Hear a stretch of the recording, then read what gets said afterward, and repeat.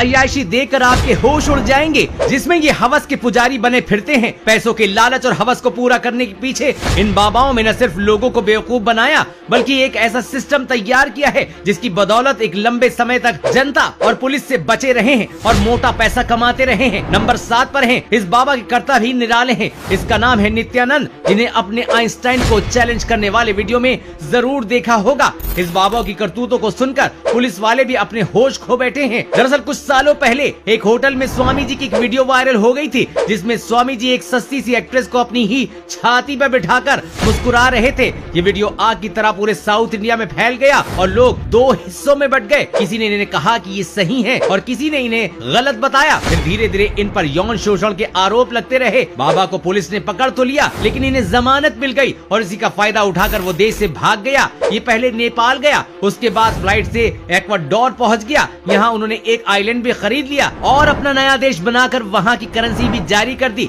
इस देश का नाम उन्होंने कैलाश रखा। फिलहाल ये बाबा कैलाश में ऐश कर रहा है। हमारे देश की पुलिस इसकी करतूतों और अपनी लापरवाही के चलते बदनाम है।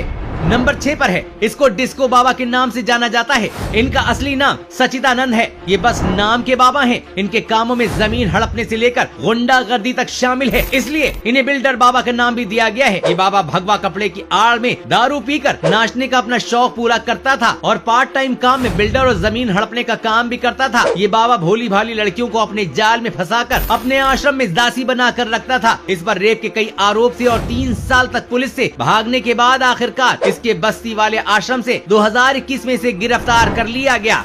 नंबर 5 पर है, अब जिस बाबा के बारे में हम बताने जा रहे हैं वो बाबा है या कोई रहस्य किसी को नहीं पता। बड़े बड़े पॉलिटिशियन भी इसके आगे मत्था टेकते थे। इन्होंने एक संत के रूप में देखा जाता था, लेकिन इन पर लूट, रेप और मर्डर के आरोप लगे थे, जिसके बाद इनकी सच्चाई लोगों के सामने आई। बताया जाता है कि इनकी ठरक इतनी थी कि ये तीनों टाइम अलग अलग लड़कियों के साथ सोते थे। जब इनके बारे में सख्ती से पूछताछ हुई तो सीबीआई भी शॉक्ड रह गई। दरअसल बाबा ने अपने आश्रम में पूरा अय्याशी का अड्डा बना रखा था, जहाँ वो अपना खाली टाइम बिताते थे। फिलहाल लंबे कोर्ट ट्रायल के बाद आसाराम पूरे 20 साल की सजा पाकर जेल में है और फिर भी खुद को निर्दोष बता रहे हैं। लेकिन हैरानी इस बात से होती है कि आज भी इस बाबा के कई भक्त हैं जो कोर्ट के फैसले को गलत बताते हैं और जब देखो तब उनके लिए प्रोटेस्ट करते रहते हैं। नंबर 4, इनका तो पहनावा और इनके दावे दोनों ही अतरंगी हैं। हम बात कर रहे हैं संत राम रहीम इंसान की। दूसरे बाबाओं से अलग डेरा सच्चा सौदा के प्रमुख संत राम रहीम रंग बिरंगे कपड़े पहनते हैं, अपनी मूवीज बनाते हैं जिसमें हवा में खुद भी उड़ते हैं और गाड़ियों को भी उड़ाते हैं। राम रहीम का मेन एरिया पंजाब और हरियाणा था, यानी कि इस एरिया के लोगों को बुद्धू बनाकर उन्होंने खूब लूट मचाई और उन्होंने यहाँ की लड़कियों तक को नहीं छोड़ा। कहा जाता है कि इन्हें जो भी लड़की पसंद आ जाती थी उसको अपनी हवस का शिकार बनाकर ही छोड़ते थे। इसके अलावा इन्होंने कई लोगों को शादी न करने के लिए उकसाया, उन्हें नपुंसक भी बना दिया था। उन्होंने अपने सिरसा के आश्रम में एक सेना भी बना रखी थी और जब पंजाब पुलिस इन्हें अरेस्ट करने आई तब इनके समर्थकों से ज्यादा इनकी सेना ने पुलिस को अंदर जाने से रोका।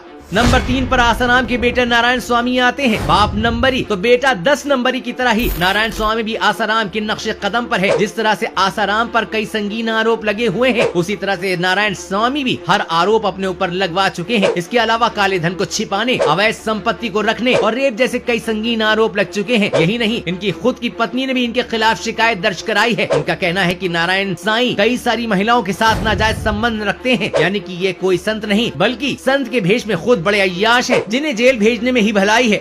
नंबर 2, इनका नाम है श्रीमद सारथी देव। उड़ीसा में सारथी बाबा भी कहा जाता था। इनके लाखों की संख्या में भक्त थे, लेकिन इनकी सारी पोल पट्टी तब खुल गई जब उड़ीसा के एक लोकल चैनल ने इनका स्टिंग ऑपरेशन कर भांडा फोड़ दिया था। इस चैनल ने इस ढोंगी बाबा को एक लग्जरी होटल में पकड़ा जब ये बहुत कम उम्र की लड़की के साथ रंगरलियां मना रहा था। यहाँ पर ये बाबा टी शर्ट और पैंट पहन कर बैठा था। बाद में जब पुलिस का प्रेशर बढ़ा तो इसे अरेस्ट कर लिया गया। बाद में इसके और भी भांडे फूटे और लोगों के बीच इसकी सच्चाई पहुंची और ये नाचने गाने वाला बाबा के पर्दाफाश हो गया। बाबाओं के ये काले चेहरे इतने ही नहीं बल्कि कई ऐसे बाबा हैं जिन्हें पुलिस आज तक नहीं पकड़ पाई है और ये अभी भी न सिर्फ लोगों को लूट रहे हैं बल्कि संत की हमारी इस पवित्र भूमि में संतों का ही अपमान कर रहे हैं। आपको अगर ऐसे किसी अय्याश बाबा के बारे में पता हो तो हमें कमेंट करके जरूर बताइएगा। वीडियो पसंद आए तो वीडियो को लाइक और शेयर करना न भूलें।